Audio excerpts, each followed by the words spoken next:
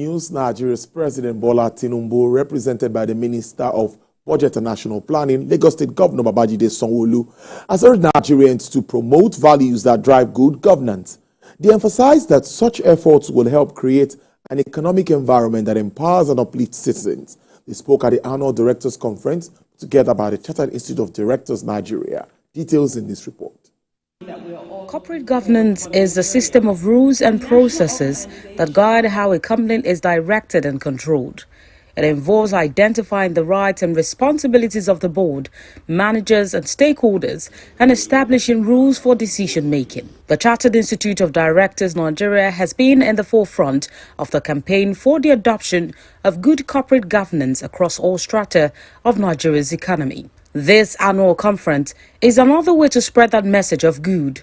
The theme for this year is good governance as a catalyst for economic recovery, growth and development. The road ahead demands collaboration and unwavering determination.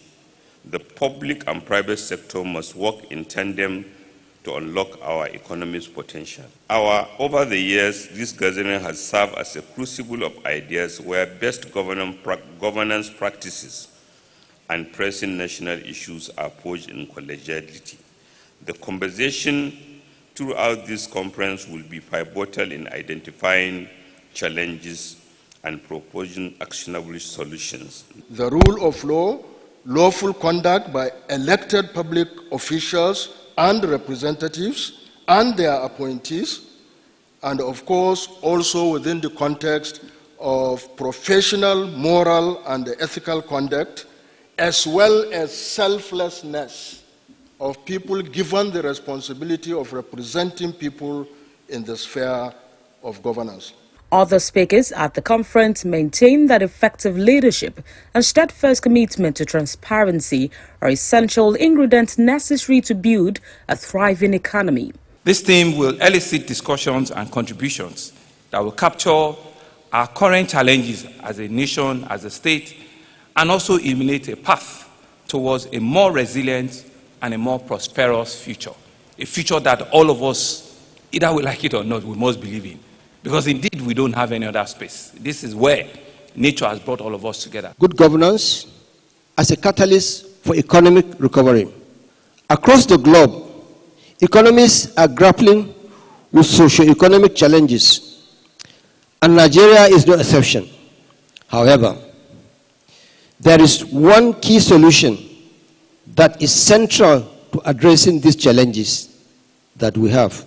Everyone here agrees that Nigeria and Nigerians must align their endeavors with global governance, technology and human development trends as the country strives to achieve economic growth and recovery.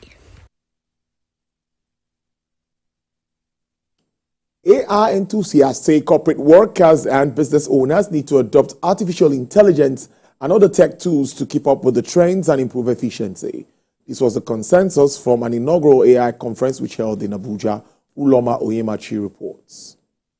Artificial intelligence is changing the game for businesses everywhere. Here in Nigeria, AI is becoming a go-to for better decision-making, tracking market trends and boosting productivity. At this AI conference in Abuja, hosted by the Abuja Data School, industry leaders are showing companies how to use AI to streamline operations and get an edge in today's fast-paced market. Data analytics happens to be the primary entry. Now, from data analytics, you can move to data science. From data science to data engineering. From data engineering to machine learning. From machine learning to artificial intelligence. From artificial intelligence to robotics. So if you're looking at building a career in data analytics, I want you to project into the future.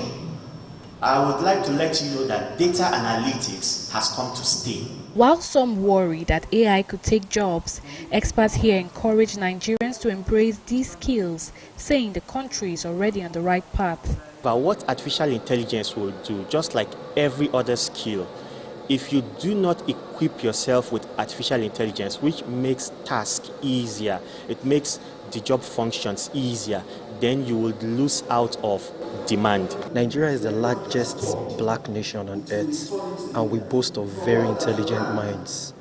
all over the world. We are doing things. Yes, it's a bad thing that our economy is not working, but we still have people that are dexterous. We still have Nigerians that are IT inclined. The importance of youth involvement was also highlighted, with a call for students, even in secondary schools, to start learning AI skills early. Most of us can develop ourselves. So if you are in school, if you are in the university, if you are in the secondary school, it is important that you take IT courses as a vocational skill. When you are done with your secondary school, before entering the university, it's good to take few IT courses. From small businesses to major corporations, insights gained here could shape the future of innovation and growth in Nigeria's dynamic markets.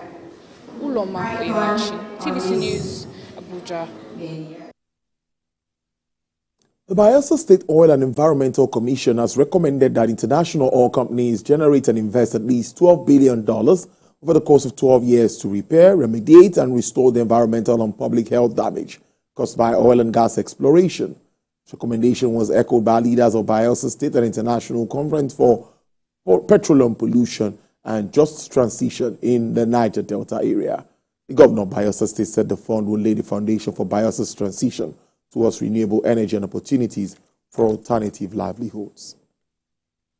Honor the resilience of Bayelsans by refusing to let their sacrifices be in vain.